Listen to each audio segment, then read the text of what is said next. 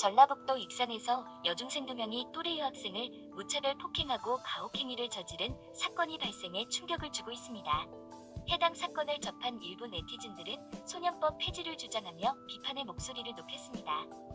이 사건은 SNS 폭로를 통해 알려지게 된 것입니다. 지난 6월 24일 페이스북 익명의 게시판에는 익산에서 되풀이되는 학교 폭력, 아직도 대처는 미흡합니다라는 제목의 글이 게재됐었습니다.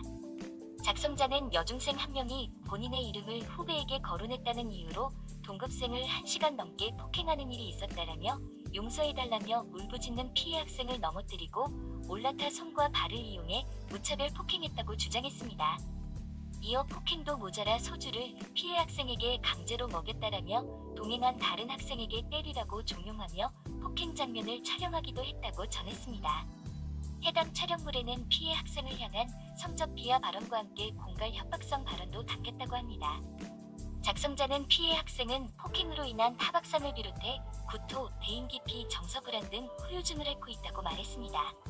이번 사건은 지난 21일 오후 2시 40분께 익산시 어양동 한 아파트 단지 상가 등에서 발생한 것으로 전해졌는데요.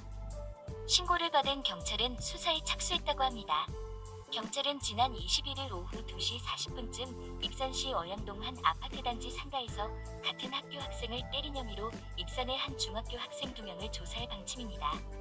경찰 관계자는 게시글의 진위를 파악하기 위해 가해 학생들을 불러 조사할 계획이라며 게시글에 적힌 경찰과 관련한 내용은 확인 결과 사실무근이라고 설명했습니다.